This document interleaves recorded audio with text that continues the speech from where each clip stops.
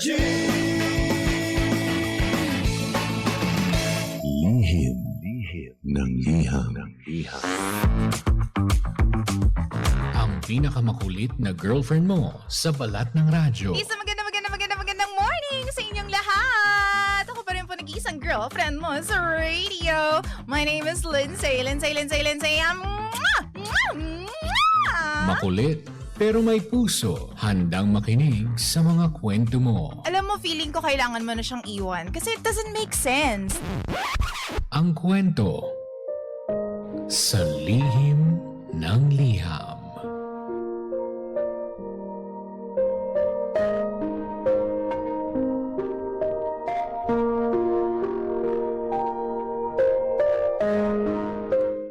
Mahal kong Lindsay. Gusto ko po sanang humingi ng advice kung itutuloy ko pa itong relasyon na naging toxic na nang dahil na rin sa akin.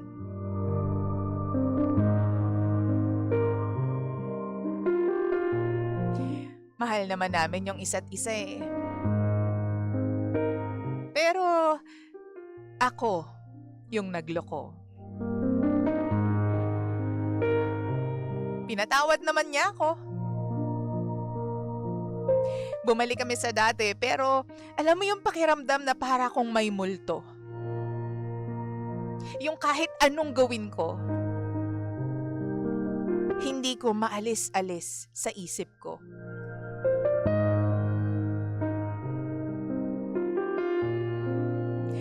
Alam ko sa sarili ko na meron akong pagkakamali pero meron din siyang pagkukulang sa akin. Huwag niyo naman isisi sa akin ang lahat. Nagawa ko lang kasi yun dahil puro siya barkada at inom. Samantalang ako, palagi lang naghihintay sa bahay.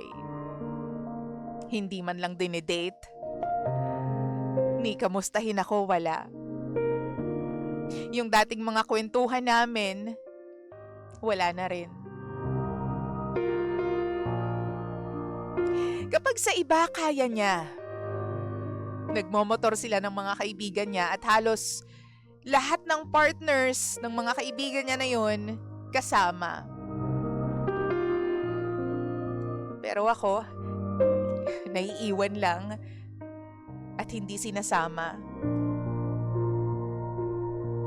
Na parang ayaw niya nang nandun ako. Nagtatrabaho po ako. Hindi rin naman kami live-in. Yun nga lang, hindi niya pa ako pinapakilala sa mga kaibigan at sa mga kamag-anak niya. Ang sabi niya nga is, low-key lamang kami. Yan yung dahilan kung bakit nagloko ako. Naghanap ako ng atensyon mula sa ibang lalaki. Pero sa huli, ba't ganun, no? Siya pa rin yung mahal ko. Tinanggap ko naman kung hanggang saan lang ako. Pero tuwing mag-aaway kaming dalawa, binabalikan niya lagi yung pagkakamali ko. Palagi naman akong humihingi ng tawad sa kanya kapag naaalala ko yung pagkakasala ko sa kanya. Patuloy din yung pagsasabi ko sa kanya ng sorry, hindi ko na uulitin. Patawarin mo ko. Pero parang ginagamit niya yun para makuha ang gusto niya. Walang paramdam. Dumadaan minsan yung 2 araw nang hindi siya tumatawag sa akin. Kahit nakikita kong online naman siya. Ni yung mga post ko, hindi na rin niya nilalike. Mas lalo pang nawala yung date nights namin. Alam mo yung kayong dalawa pa rin pero Pero alam mong matagal na siyang bumitaw. Kaya naman DJ Lindsay, hindi ko alam kung lalaban pa ba ako o tuluyan ko nang i-give up tong relationship na to. Nagsisisi na ako sa nagawa ko eh. Pero kahit anong gawin ko, hindi niya ako mapatawad. Sa salita lang. Pero yung mga pinaparamdam niya sa akin, alam kong hindi pa siya nakaka-move on sa pagkakamali ko. Wala akong mapagsabihan. Wala akong maiyakan. Mahal na mahal ko siya, DJ Lindsay, pero hindi ko alam kung mahal pa ba niya ako. Mahal pa ba niya ako ng totoo? Kasi kung totoong pinatawad niya na ako, bakit ganito pa rin? Tuwing nag-aaway kami, sinusumbatan niya ako na para bang wala akong ginawang tama sa relasyon na to. Valid naman po siguro yung rason ko, di ba? At yung nararamdaman ko ngayon.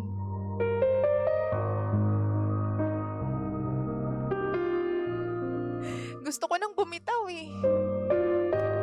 Kaso sa tuwing naaalala ko na ako naman yung may kasalanan, napipigilan ako. At parang gusto kong bumawi sa kanya. Pero paano? Alam kong wala na siyang pakialam sa nararamdaman ko. Alam ko rin na matagal na siyang walang respeto sa akin at sa relasyon naming dalawa. Love comes